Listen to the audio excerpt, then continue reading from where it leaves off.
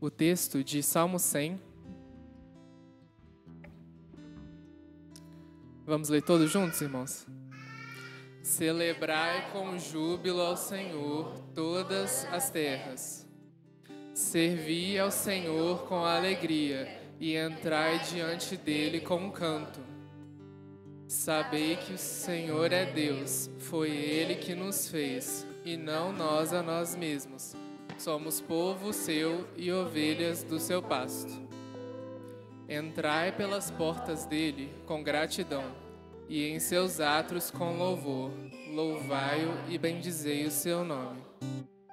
Porque o Senhor é bom e eterna a sua misericórdia, e a sua verdade dura de geração em geração. Amém?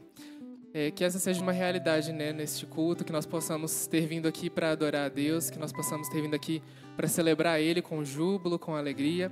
E nesse primeiro cântico você vai ter a oportunidade de sair do seu lugar, cumprimentar o seu irmão, aqueles que também nos visitam, que possamos ter esse momento de comunhão.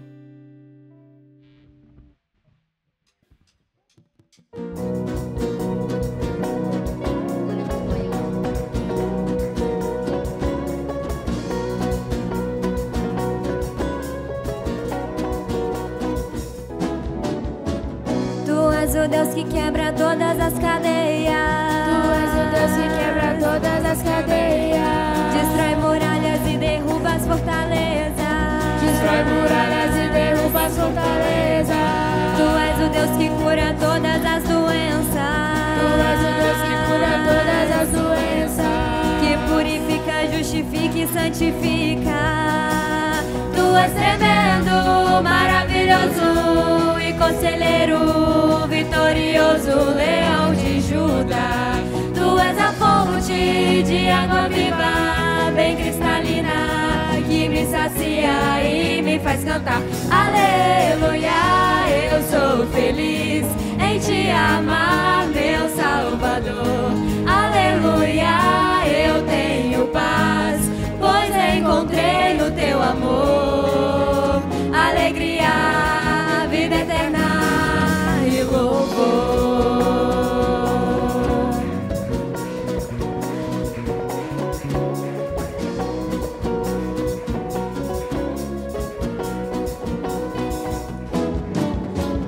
Tu és o Deus que quebra todas as cadeias.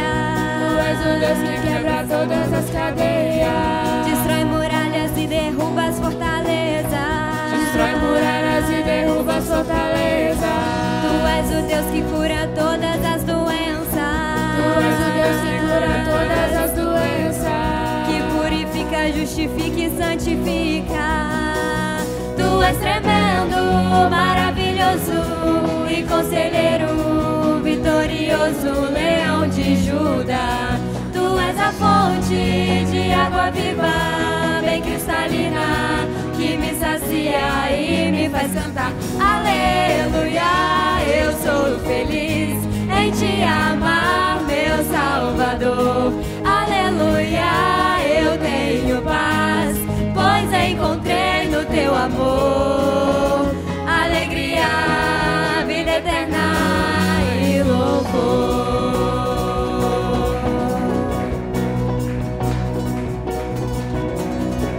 Videira, videira, videira, videira, videira, videira, vida.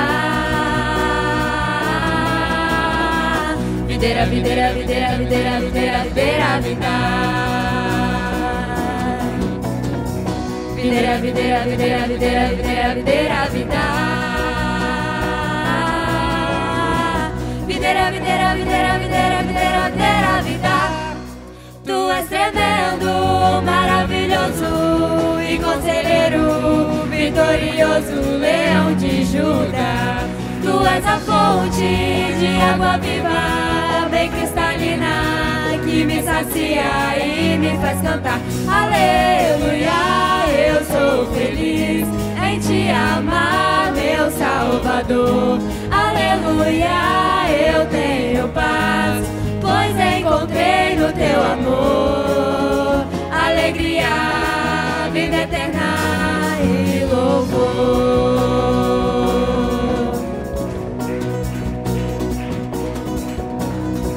Videira, videira, videira, videira, videira, videira, vida.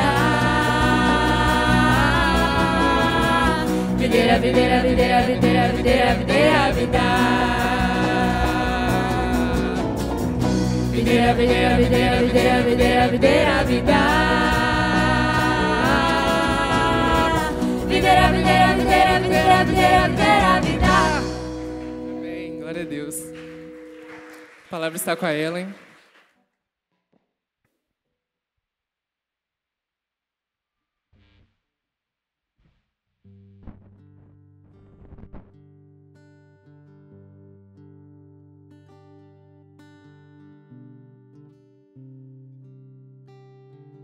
Graça e paz, igreja.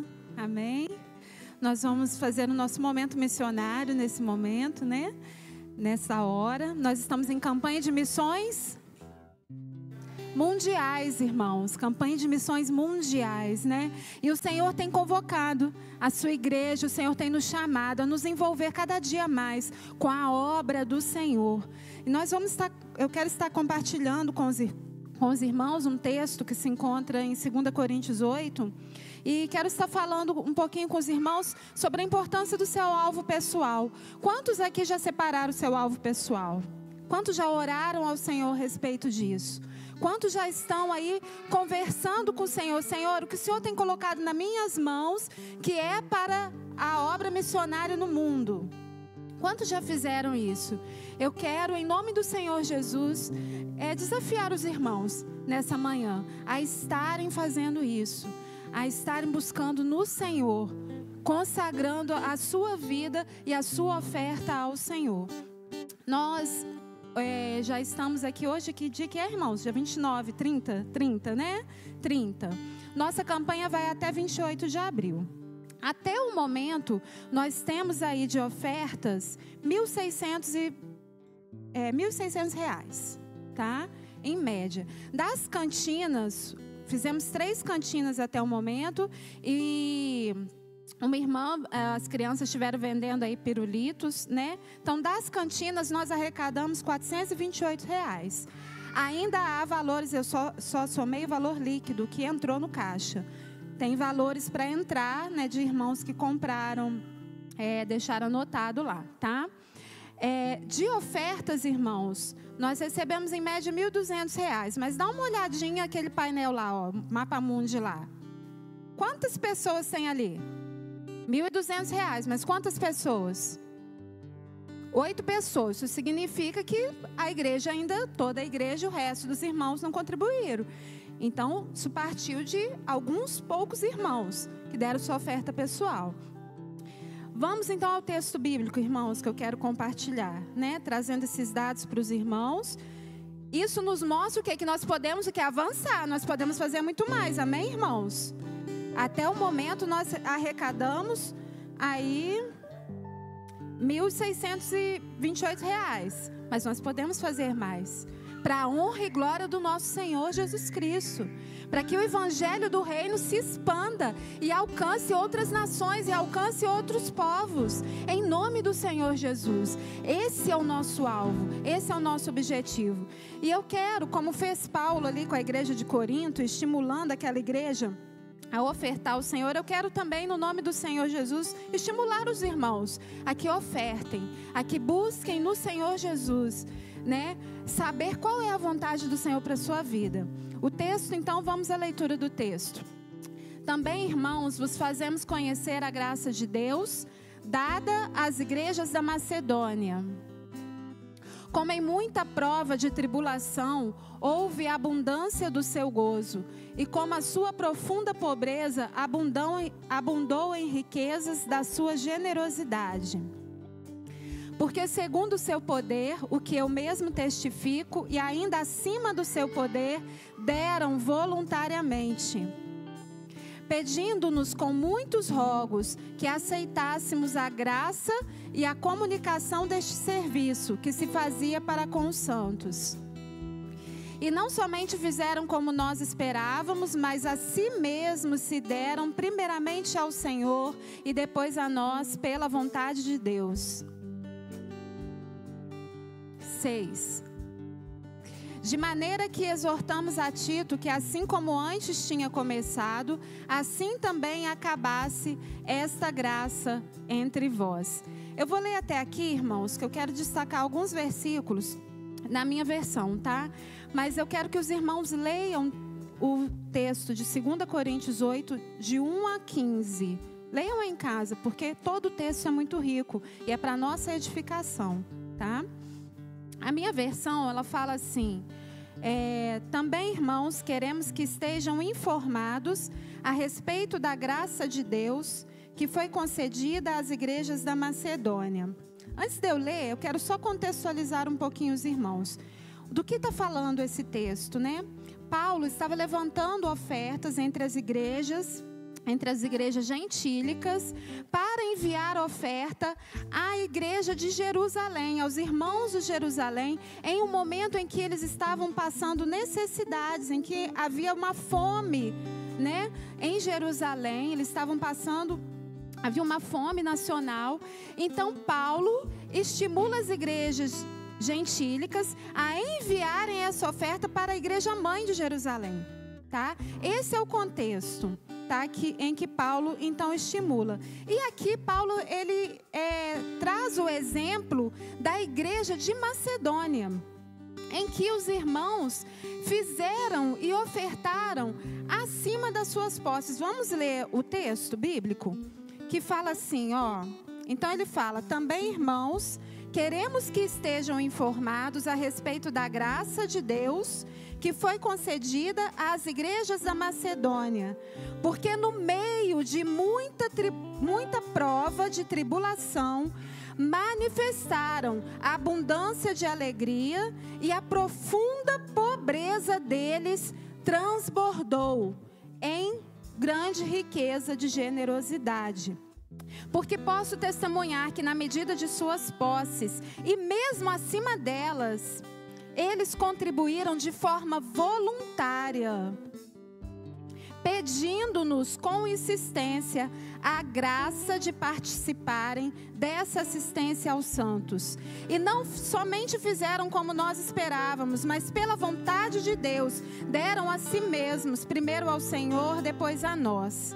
Paulo está trazendo o exemplo da igreja de Macedônia, a igreja de Corintos, estimulando os irmãos que, do mesmo modo como esses irmãos ofertaram, foram generosos, né?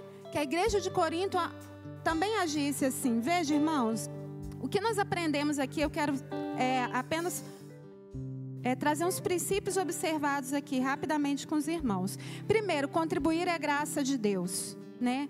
Vem do Senhor. É a graça que Ele nos concede. É a ação de Deus no coração do homem, no nosso coração. É o que Paulo começa aqui, ó. Estejam informados a respeito da graça de Deus concedida às igrejas da Macedônia. Só Deus pode mover o seu coração e o meu coração para ofertar generosamente. Isso é a ação de Deus. Segundo ponto, todos podem contribuir, independente de suas posses. Independente se eu tenho com fartura ou se eu não tenho. Porque a igreja aqui, as igrejas da Macedônia, irmãos, eles passavam por duas situações. A prova de tribulação, eles sofriam perseguição.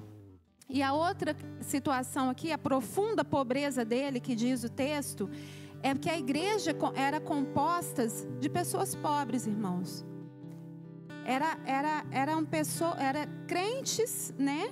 Eram pessoas que haviam se convertido, mas era a classe menos desfavorecida da sociedade. A igreja era composta de escravos, de órfãos e de viúvas. Foram esses irmãos que voluntariamente decidiram ofertar e fizeram acima das posses deles.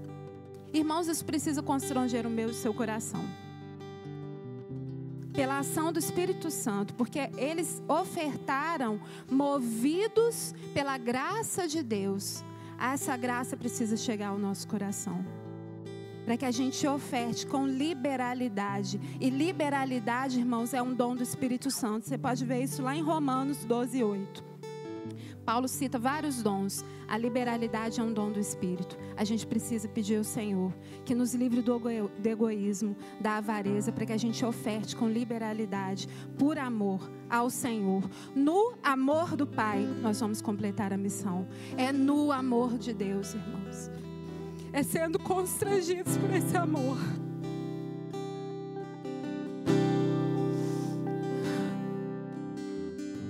A gente possa se dedicar, irmãos, consagrar a nossa vida. É o outro exemplo que o texto fala. Eles deram a si mesmos. Consagre a sua vida ao Senhor. Consagre a sua vida ao Senhor. Busque ao Senhor. Pergunte ao Senhor: Senhor, o que o Senhor quer de mim para a obra missionária? Que começa aqui, mas é para se expandir. É para alcançar todos os povos e todas as nações. Pergunte ao Senhor, consagre ao Senhor a sua vida neste momento, irmãos. Ore ao Senhor neste momento. Senhor, o que o Senhor quer de mim? Eu lembrei de um hino do cantor cristão que ele fala assim: faze-me vaso de bênção, Senhor, vaso que leve a mensagem de amor. Eis-me submisso para o teu serviço. Coloca a sua vida diante do Senhor nesse momento. Consagre sua vida ao Senhor, pergunte ao Senhor. Nós temos oportunidade de servir. Esse final de semana nós vamos ter um lava-jato missionário. Vai acontecer na casa do Gleison? Aonde? Na oficina. Os irmãos vão postar o endereço direitinho. Vai ser de 8 às 16 horas. Você tem a oportunidade de ir, de estar lá ajudando nesse lava-jato, né? É necessário, né? De voluntários para que isso aconteça, né? E você pode também tá levando o seu carro. Fala com seu amigo aí, com seu vizinho. Fala: olha, vamos lá ajudar na obra missionária, né? É uma oportunidade, veja, de você evangelizar, porque quando você convida o seu vizinho, você tem a oportunidade de estar evangelizando. E uma oportunidade de sustentar, né, a obra missionária. De levantar os recursos e lavar o seu carro também, tá? Então os irmãos têm aí a oportunidade de servir, tá? Irmãos, em relação também à oferta, a igreja tem QR Codes aí, ó, com o Pix. Você pode estar vendo esse QR Code e trazendo a sua oferta. Mas ore ao Senhor, pergunte ao Senhor.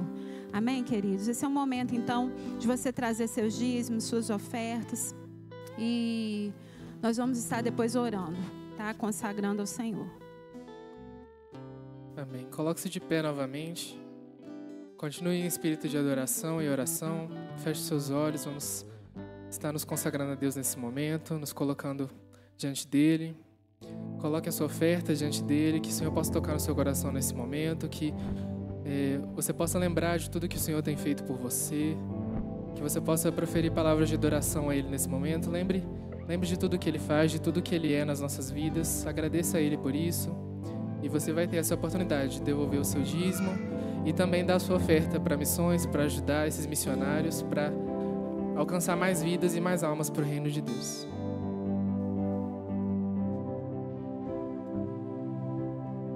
Senhor, formoso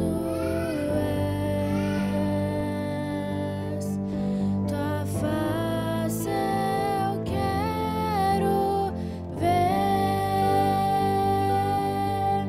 pois quando estás neste lugar, tua graça invade-me.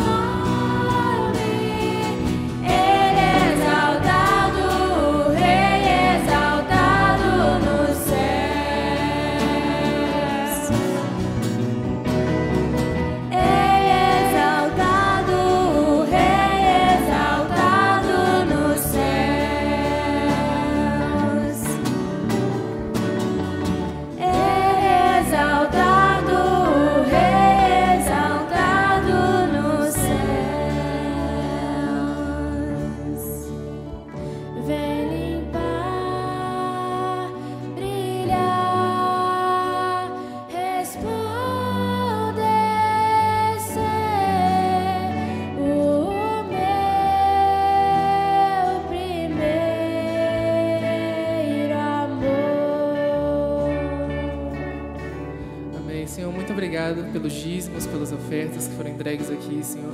Que esses dízimos possam continuar sustentando, Senhor Deus, a Tua obra aqui nessa casa, Senhor. Que o Senhor possa continuar sustentando a cada irmão, a cada irmã minha aqui, Senhor Deus. Que nada possa faltar na vida de cada um aqui, Senhor Deus. Que o Senhor possa continuar falando nos nossos corações e abençoe também essas ofertas para missões, Senhor. Que cada oferta, Senhor Deus, cada centavo, cada real possa alcançar os missionários, meu Deus.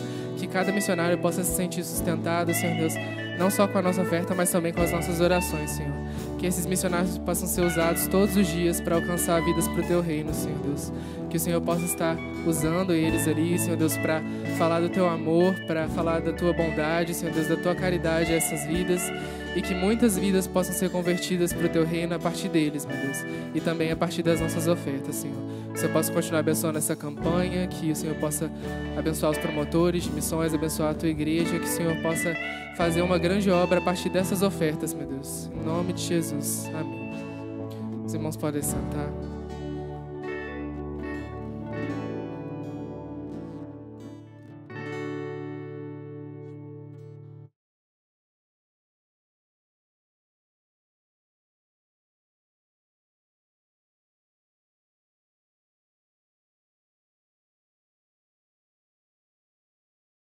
Graça e paz, meus irmãos.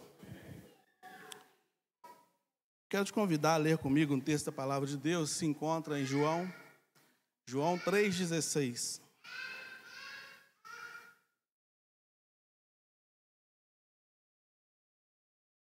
João 3,16.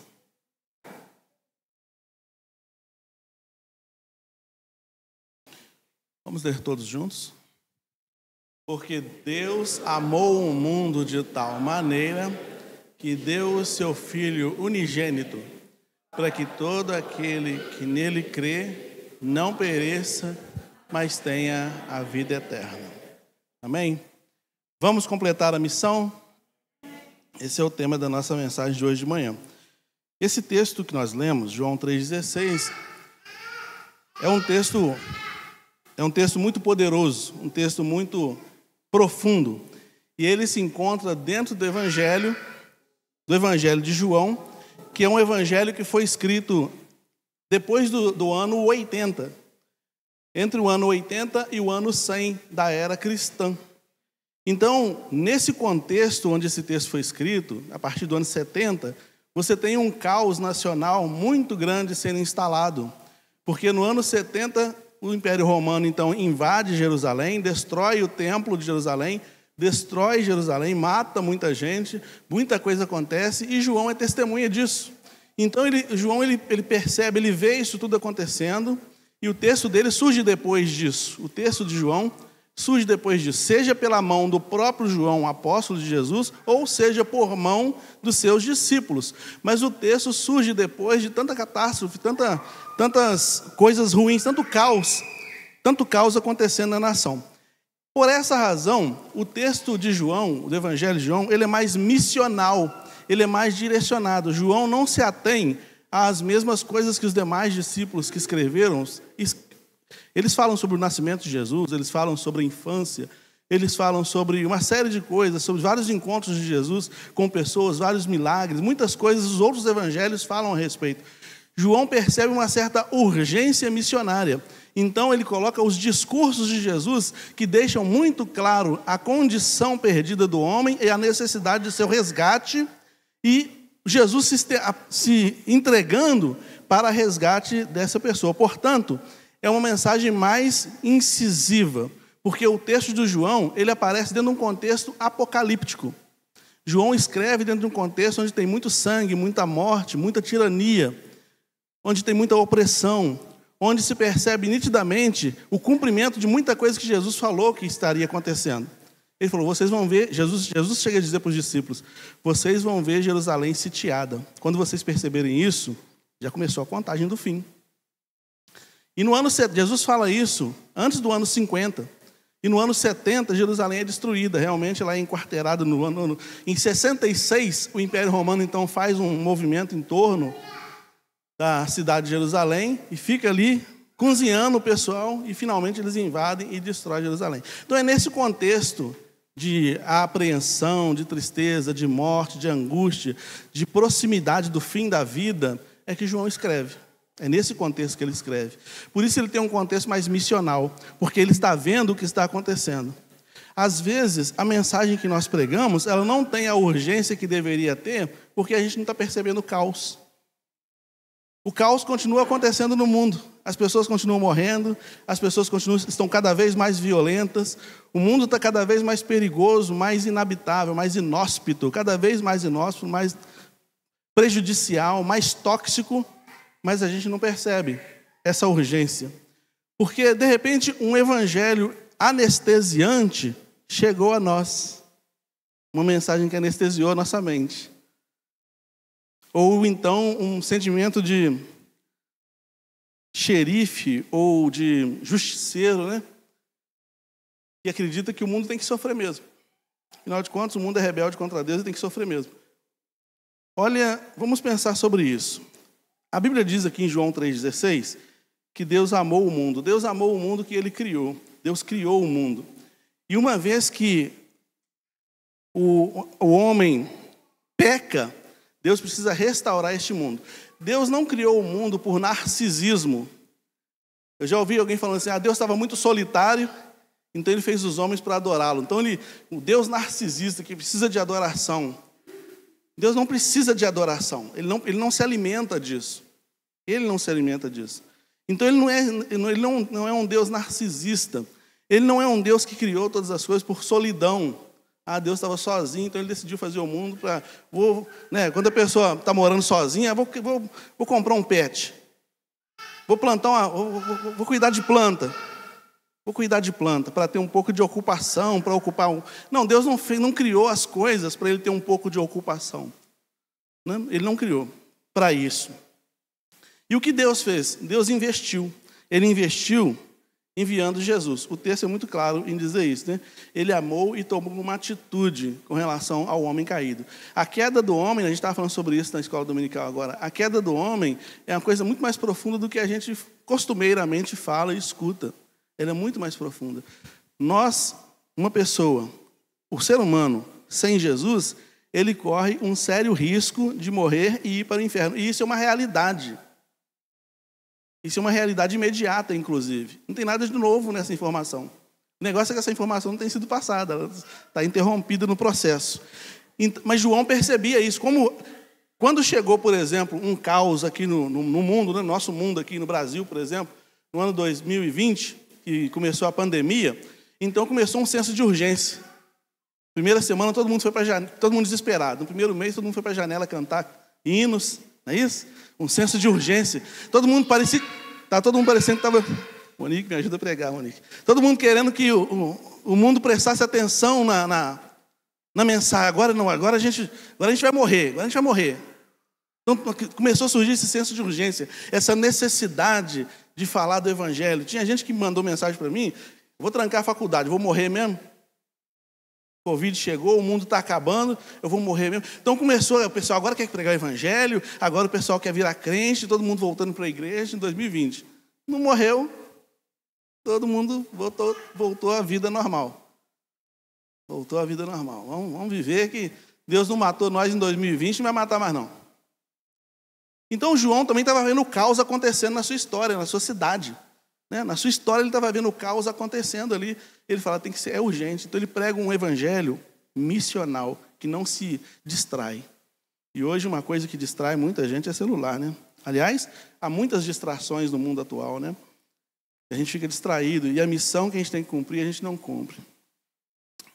Então Deus amou o mundo e Ele precisa restaurar esse mundo. Ele enviou Jesus para a restauração deste mundo, para reconstruir o homem perdido, o ser humano perdido. Dá uma lida, por gentileza. Letícia, me ajuda colocando Romanos 8, de 19 a 23. Eu vou acentuar uma coisa que eu falei semana passada. É Romanos 8, de 19 a 23. Olha o que diz. Porque a ardente expectação da criatura espera a manifestação dos filhos de Deus. Porque a criação ficou sujeita à vaidade. Não por sua vontade, mas por causa daquele que a sujeitou. Na esperança de que também a mesma criatura será liberta da servidão da corrupção, para a liberdade da glória dos filhos de Deus. Porque sabemos que toda a criação geme e está juntamente com dores de parto até agora. E não só ela, mas nós mesmos, que temos as primícias do Espírito, também gememos em nós mesmos, esperando a adoção, a saber, a redenção do nosso corpo. Quando você pega esse texto assim, cortado, se você não estiver ligado naquilo que Paulo está dizendo no capítulo 8, fica meio sem sentido o que ele está dizendo. O que ele está dizendo ali é o seguinte: tanto as coisas criadas, ele fala de gemer. Capítulo 8 ele fala que o Espírito geme, ele fala que a criação geme, e ele fala que o ser humano geme. Esse gemido é porque o pecado com P maiúsculo está presente na criação. Então ele fala, há uma expectativa por parte de todas as coisas criadas que a restauração de todas as coisas aconteça logo, porque estamos a caminho da morte. E ele fala, não é só a criação, nós mesmos gememos, esperando essa transformação antes da corrupção final, ou seja, antes que a morte chegue e a gente vá para uma situação de morte e perdição eterna de forma irremediável. Então ele fala, há uma urgência em que o Espírito Santo transforme os corações antes do fim, porque tudo que está criado está infectado pelo pecado, inclusive a gente. Então ele fala, é necessário, o Espírito geme. Por que a Bíblia fala que o Espírito geme com gemidos inexprimíveis, traduzindo a nossa oração? Porque ele falou assim, nós estamos entregues à vaidade. O que ele chama de vaidade ali? As coisas vãs. Vaidade, quando aparece em Eclesiastes ou ali, é a mesma ideia de bolha de sabão. Que quando a gente faz, a gente fica todo orgulhoso, né? Quando a gente era pequenininho, fazia uma bolha de sabão, via ela mudando de cor, que a gente ficava todo orgulhoso, mas a vida dela é curta, muito curta. Então ele fala assim, a gente está aprisionado também a essa vaidade, essa coisa curta, essa vida que tem muitas cores, muita dinâmica, que cresce, que não sei o que gira, igual uma bola de sabão, mas logo vai acabar. A criação está sujeita a isso por causa daquele que a sujeitou a isso. Ou seja, o inimigo trouxe distrações ao coração do homem para que ele não preste atenção à sua real condição de perdido, de sujeito à morte eterna. E o Espírito Santo ele traduz a nossa oração com gemidos inexprimíveis para que a gente aprenda a orar exatamente como a gente precisa orar. A gente ora pelo carro novo, a gente ora pela casa nova, a gente ora pelo emprego novo, a gente ora pela saúde. Mas a gente ora pela salvação, a gente ora pela consagração, para a gente se tornar mais próximos de Deus. As coisas mais urgentes são retiradas nas nossas orações por causa da distração que o inimigo coloca. Isso quando a gente ora. Quando a gente ora sobre muita coisa, mas a gente não ora sobre as coisas que realmente precisam ser orado, porque é urgente isso, e é sutil. Em Colossenses, o apóstolo Paulo fala, cuidado com as vãs sutilezas.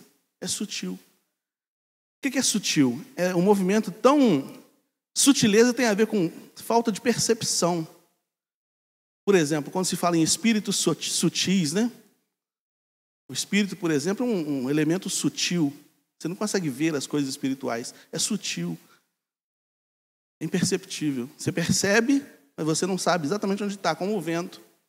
Então, ele fala assim, são essas sutilezas que distraem nosso coração. E a gente acaba preso a essas coisas como se fossem importantes. E larga as coisas mais importantes para lá. Então, nós gememos pela dor da queda.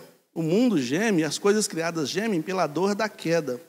A queda do homem provocou um abismo gigantesco, profundo, intransponível entre o homem e Deus, a menos que Deus faça essa ponte de ligação. Entende? Para promover a reconciliação entre o homem e Deus, então Deus envia Jesus.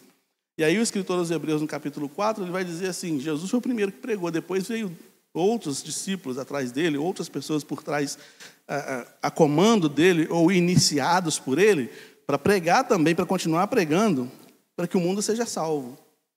Né? E aí entra a igreja. Por isso que Jesus falou, edificarei a minha igreja. A missão de Jesus é importante? Foi importante? É importante? É ou não é? Qual é a principal missão de Jesus? Salvação. Jesus não veio para me dar casa nova, saúde, nem saúde. Ele não veio para me dar saúde, casa nova. Ele não veio para me dar carro novo. Ele não veio para fazer um bom orador, isso ou aquilo, para fazer um discípulo. Ele não veio para isso. Ele veio para salvar. O Filho do Homem veio para buscar e salvar o que se havia perdido, o homem. Essa é a missão de Jesus. E sabe qual é a missão da igreja? A mesma. A missão da igreja não é diferente disso. A missão da igreja é exatamente a mesma. Entendeu? Então, aí é a importância da igreja. Qual é a importância da igreja na sua vida, meu irmão? Qual é a importância da igreja na sua vida? Jesus não precisa de fã-clube. Hoje em dia tem fã-clubes de Jesus. Ele não precisa de fã-clube. Oi, Jesus, te amo. Tem um senhor que eu conheço, isso aqui ele faz mesmo. Ele faz no culto. Um dia eu estava num culto com ele canta bonito. Então, durante o cântico, enquanto está o interlúdio da música lá, não é ele que tem que cantar a música, ele, te amo, Jesus. Te amo, Jesus. Jesus não precisa disso, não adianta amar Jesus. Ele falou assim, eu quero que vocês me obedeçam. Me amar não adianta. Quem me ama, me obedece. Quem obedece é salvo. Jesus não vai falar lá, eu vou salvar o Cláudio, porque ele mandou um beijinho para mim, tão carinhoso. Ah, não, tem que salvar o Cláudio. Depois desse beijo, tem que salvar o Cláudio. Não é pelo beijo, não é pelo serviço, não é pelo que eu presto para ele como serviço, como se eu fosse um funcionário. É pela obediência. É pela entrega. Né? A gente fala, qual a importância da igreja na sua vida? Eu costumava ouvir, e você também, na década de 90, né? Era muito comum você estar no culto durante o louvor, o pessoal, na hora que ia começar o louvor, o pessoal falava assim, agora deixa os seus problemas lá do lado de fora e vamos adorar o Senhor. Não, a igreja, você tem que trazer seus problemas, irmão. Porque Deus está interessado neles. Deus está interessado. Você traz os seus problemas para cá, coloca aqui no altar de Deus e deixa Deus trabalhar em cima disso. Não deixa do lado de fora, não. Coloca diante de Deus os seus problemas. A igreja tem essa importância de nos ajudar no nosso crescimento, no nosso desenvolvimento, de nos ajudar a compreender melhor o caminho da salvação, de aquecer a nossa fé, quando a nossa fé está um pouco titubeante. Então, a igreja tem esse papel também, de uns ajudando um encorajando o outro a se manter na fé. Ela também tem essa importância para a gente. Para isso, a igreja precisa de recursos humanos, né? Pessoas que queiram trabalhar, queiram colocar a mão no arado. Porque às vezes as pessoas ficam olhando para o pastor e aí tem que me defender. As pessoas ficam olhando para o pastor e falam assim, pastor, nossa igreja precisa fazer isso. Eu falo, então, não, vamos fazer. Não, se o senhor fizer, pode contar comigo. O pastor é um só, irmãos, não tem jeito não. Eu estou fazendo discipulado porque eu não encontrei alguém que fizesse. Aí eu estou com uma turma de gente agora que veio de outra denominação que precisam ser doutrinadas na doutrina e eu não tenho tempo para fazer. Você entende? Então, assim, eu não estou lamentando, eu só estou dizendo o seguinte, eu vou fazer o que der para eu fazer. Se a igreja quiser que o pastor faça tudo, vai fazer tudo, mas aí dentro do tempo que dá para fazer. Por isso que Jesus delegava as coisas para os seus discípulos. A igreja precisa perceber que a urgência de fazer a obra de Deus é da igreja como um todo, não é do promotor de missões, não é do pastor, não é do líder disso ou daquilo. Porque senão cansa. Uma pessoa, duas pessoas fazendo cansa. Todo mundo tem que estar. Então precisa do material humano, pessoas que realmente estejam dispostas a trabalhar e fazer a obra de Deus acontecer. Você não precisa fazer 50 coisas, não. Muito embora numa igreja pequena que quer ter um calendário grande, você tem que se desdobrar. Por isso que antes de formar o calendário, eu fiz uma reunião e expliquei a condição da igreja. Para a gente pensar o seguinte, não adianta lotar o calendário com pouca gente. Fazer um calendário para a igreja de 500 pessoas, a gente não é 500, a gente é menos de 100. Então, uma mesma pessoa vai ter em vários ministérios. Aí não tem uma hora que vai chegar no meio do ano, todo mundo está cansado. Inclusive, eu vou fazer uma reunião com os líderes de ministério mais para perto do meio do ano, para a gente rever algumas coisas que são importantes. É preferível você fazer uma coisa só e bem feita do que tentar fazer um monte. O que fica acontecendo é que o irmão está na introdução. Aí é o mesmo irmão que está na interpretação. Que é o mesmo irmão que tiver uma folguinha, vai lá para a multimídia. Não dá, cara. Não dá, não. A gente não é tantas pessoas assim. Nós não somos tantos assim. Mas dá para distribuir mais o serviço. Se todo mundo se dispuser a fazer uma coisinha, dá. Dá para distribuir bem. Aí ninguém cansa. Todo mundo vai ficar animado, um animando o outro, todo mundo vai fazendo, entendeu? Então, a igreja precisa de material humano, gente que queira trabalhar, e ele que queira fazer. Jesus falou, rogue ao Senhor para que envie obreiros para a sua seara. A igreja precisa de dinheiro, de recursos. Aí não vai entregar meu dízimo, não. Deixa eu te falar uma coisa sobre o dízimo. Está filmando, mas não está ao vivo. Se precisar, corta essa parte. Deixa eu te falar uma coisa sobre o dízimo. Para começar a conversa, o dízimo não é seu, é de Deus. Esse é o primeiro ponto. O texto que a gente lê em Malaquias 3:10 fala assim, trazei todos os... Né? É isso? Para levar tudo lá na casa do Senhor, para que não falte mantimento na casa do Senhor. Era mantimento mesmo, era comida que se levava lá. Os levitas que trabalhavam, que estavam a serviço do templo, eles não tinham plantação. Eles viviam da obra espiritual, de orientar o povo, de conduzir o povo, de pregar para o povo, de trabalhar as coisas de Deus. Então eles precisavam ser alimentados. Então os alimentos eram levados para o templo para que os levitas então pegassem suas cestas básicas e sobrevivessem com isso. Algumas pessoas, assim como diz Malaquias e também Ageu vai falar sobre isso, não levavam, começavam a não levar. E aí o texto fala o seguinte: se você não trouxer, o gafanhoto vai devorar. O devorador, é o gafanhoto devorador. Existem pelo menos 4 tipos de gafanhotos. Um deles é o devorador. Tem o cortador, o devorador, o migrador. Um deles é o devorador. A pessoa pegava o alimento, não levava para o templo, deixava em casa. Sabe o que acontecia? Dava bicho. Dava bicho. Deus fazia apodrecer porque o cara não levou para o templo. Entende? A colheita do sujeito minguava. Ageu fala assim: aquele que retém é como se retivesse num saco furado. É como se retivesse um saco furado. Eu não entrego o dízimo, não. Dá uma olhadinha para você ver se você não entrega muito mais para outras coisas. Dá uma olhadinha para você ver se não tem outras coisas levando seu dinheiro. Olha o devorador aí, irmão. Olha o devorador. Mas porque o dízimo é do Antigo Testamento. Não, no Novo Testamento também fala de dízimo. Mas sabe o que Jesus fala no Novo Testamento? Dá a vida. No Novo Testamento, Jesus não pede dinheiro, ele pede a vida. Aquele que não negasse a si mesmo, não entregar a sua vida, não pode ser meu discípulo. Entendeu? Eu não vou dar dinheiro, não. O dinheiro é a menor parte. Se você não der dinheiro para a igreja, não entregar para a igreja o seu dízimo, sua oferta, você pode estar atrasando uma coisa que a igreja poderia estar fazendo. Porque com mais recursos, a igreja tem mais possibilidades de fazer coisas. Às vezes tem gente que chega na gente, eu, Adriana, e apresenta um projeto que demanda dinheiro. E o projeto, infelizmente, não tem nem como trazer para a igreja. Mas tem dinheiro parado lá. Não tem dinheiro parado lá. Foi um acordo que a igreja fez de guardar o dinheiro para comprar um imóvel. Você entendeu? A Adriana não é dono do dinheiro, eu não sou dono do dinheiro, a diretoria da estatutária não é dono do dinheiro, é vocês que são os donos do dinheiro. Se quiser mudar o estatuto, muda. Muda. A gente quer que o dinheiro esteja lá, não seja mais para comprar imóvel, não quer comprar imóvel nada não. Vamos fazer outra coisa com o dinheiro.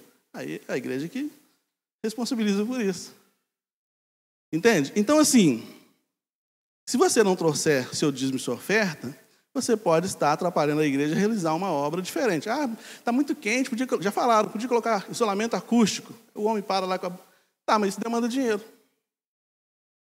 Podia fazer isso, ar-condicionado. Tá, mas isso demanda dinheiro. Entende? É dinheiro. Infelizmente, não tem como chegar lá no do sujeito do ar-condicionado. Eu queria tanto uns 3 ar-condicionados bem potentes aí. Eu vou orar pela sua família, hein? Eu dou um glória a Deus, dá uma oração e o ar-condicionado vai ser instalado. Eita glória! Não vai ser assim não. Se não tirar notinha em cima de notinha e entregar, não vai vir não. Aí eu falo assim, não dá dinheiro não. Dá dinheiro para pastor. Irmão, você me conhece. Se eu quisesse ficar rico com o ministério, eu não seria pastor batista. Na igreja batista, nas igrejas históricas, né? O salário do pastor é combinado com a igreja. A igreja é que decide o salário, não é o pastor que fala o quanto eu quero receber, como muitas igrejas que têm dono. Eu não seria pastor batista. Eu não ia nem deixar apresentar o relatório financeiro antes. O pessoal saber quanto que eu ganho. Todo mundo aqui sabe quanto que eu ganho, né? Não é difícil saber. Não é difícil saber. Entende? Então, assim, esquece esse negócio, não vou dar minha mão de obra porque eu tenho muita ocupação. Todo mundo tem ocupação, cara. Tem gente, eu estou falando pela minha esposa, sai 5h30 da manhã muitas vezes para trabalhar e chega 8h30 da noite em casa, dia de semana. Todo mundo tem ocupação. Então qual é a desculpa para eu não ser igreja como eu gostaria que a igreja fosse? Eu gostaria que a igreja fosse assim. Não, eu gostaria que a igreja fosse missionária, eu gostaria que a igreja evangelizasse, eu gostaria que o amado se transformasse numa congregação logo de uma vez, eu gostaria. Mas você está contribuindo para isso? Sua mão de obra está acontecendo? O seu dinheiro está entrando? Está acontecendo a movimentação da sua parte para isso? Então não adianta gostar. Não adianta querer. Desculpe, irmão, eu estou falando com toda a franqueza do mundo. E com o melhor coração que eu posso ter, é o que eu estou falando. Entende? Tem gente desistindo, porque tem gente que está... Onde tem folgado, há uma pessoa sufocada. Pode ter certeza. Todo lugar que tem alguém folgado, vai ter alguém sufocado. Entende? Então, assim, e a igreja tem que realizar a obra que Deus mandou, que Jesus mandou, a obra de redenção da humanidade. Então, nem sei como é que eu termino essa mensagem depois disso. Mas, enfim, vamos dar um pouquinho mais de sangue, vamos? Você acredita realmente que você é alguém que entrou na obra de Deus, que foi chamado por Deus para essa obra, para completar a missão que Jesus começou? Você tem certeza que você foi chamado para isso? Tem certeza mesmo? Então vamos fazer. Sabe por quê? Às vezes eu fico com cara grande. Na minha época fala cara grande, né? É com vergonha. Eu fico com vergonha. O irmão chega para mim empolgado, Wilson. Não, pastor, a gente pode fazer isso, a gente pode fazer aquilo. O irmão está fogo puro, eita glória. Aí eu venho na frente da igreja e anuncio, irmão, não, vamos fazer isso assim. Aí o irmão desanima, a igreja fica olhando para minha cara. Aí, pastor, a gente não ia fazer isso assim? A gente ia, mas o irmão que ia fazer desistiu, aí eu fico cara grande. E daí eu vou parar com esse negócio de ficar empolgado demais. Às vezes eu empolgo, acho que o irmão vai fazer, o irmão não faz. Aí graça, aí quer meu filme, né, graça? Aí não dá, então vamos trabalhar diferente. Coloca a mão no arado em silêncio. Não precisa fazer propaganda, não. Coloca a mão no arado. Procura saber, o que eu posso fazer? Põe meu nome aí. Vamos ver. Põe meu nome aí. Porque eu estou cansado. Porque eu tenho TDAH. Eu também tenho TDAH, irmão. Se é para revelar, eu também tenho. Porque eu tenho ansiedade. Eu também tenho ansiedade, irmão. Tem mais de uma semana que eu estou acordando 3 horas da manhã todo dia. Renato fala, está acontecendo contigo? Tem mais de uma semana que eu estou acordando 3 horas da manhã preocupado. Cabeça está branca. Nem deixa crescer o cabelo, senão vai ficar igualzinho o velho Zusa. Lembra do velho Zusa? Quem não lembra do velho Zusa aí, procura na internet. Então não deixe nem crescer o cabelo para não ficar muito parecido. Então, não é só você, não. Veja bem, não estou minimizando o seu problema. Não estou minimizando o seu problema. Só estou dizendo assim, problema todo mundo tem. Está todo mundo sendo curado, sarado junto. Tem gente aqui que viveu anos e anos com dificuldades e não se ausentou. Gente aqui da nossa igreja, não se ausentou, se apresentando o tempo todo para trabalhar, porque quer ver a obra de Deus crescendo, se desenvolvendo. Entendeu? O problema todo mundo tem. Então, não dá para a gente esconder, né? Falar, não, o fulano está melhor que eu. Passa um dia com o fulano para você ver. Não, vou deixar para o Daniel fazer, porque o Daniel está melhor que eu. Passa um dia na vida do Daniel para você ver como é que é a vida dele. Vou deixar para o Gleice. Passa uma semana na casa do Gleice, lá um dia na casa dele para você ver como é que é. Os leões que ele mata todo dia. Todo mundo serve a Deus com esforço mesmo, não é sem esforço, não. Não é privilégio seu, todo mundo. Então, se cada um ajudar um pouquinho, a gente vai... A igreja tem muito potencial. Eu já falo, desde o início que eu cheguei aqui, falo isso. A igreja tem muito potencial. Ela pode chegar muito longe. Mas depende da gente. Vai chegar longe. Não, eu vou orar pelo Adriano. Vou orar pelo Adriano, vou orar pelo Marcão. Essa igreja, com esses dois? Chama Ezequias, então. Chama esses 3 aí, a igreja vai longe. Vai chegar ali, eles vão cansar. Vão cansar. Não, o pastor, não, só contar com o pastor que vai longe. Conta com o pastor, né, irmão? O pastor tá... Não vou falar que estou mais para lá do que para cá, não, senão eu vou até ofender alguns, né? Não dá para falar um negócio desse, não. Mas o pastor tem o mesmo problema, igual você tem também, do mesmo jeito. A gente está tudo no mesmo barco, sendo trabalhado pelo mesmo Espírito, que geme no sentido de nos restaurar e nos ajudar a entender a profundidade dessa salvação, para que a gente, então, consiga completar a missão. Não é pela força, nem por violência, pelo meu Espírito, diz o Senhor. Então a gente tem que, no mínimo, dobrar nossa carga de oração para saber o que o Espírito Santo quer fazer. E uma vez sabendo, tem que fazer igual Isaías. Então deixa eu ir então, deixa eu lá então, Senhor. E não adianta só saber também, né? Isaías ficou sabendo de tudo, né? A nação está perdida, vai acontecer o cativeiro. Isaías, nossa, que triste, hein, Senhor? Aí Deus pergunta para ele, quem eu vou enviar? Eu conheço um rapaz, Isaías, se fosse eu, né?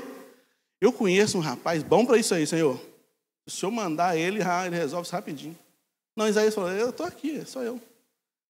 Se apareceu para mim, é para mim mesmo. Se a demanda chegou à minha porta, sou eu mesmo que tenho que resolver.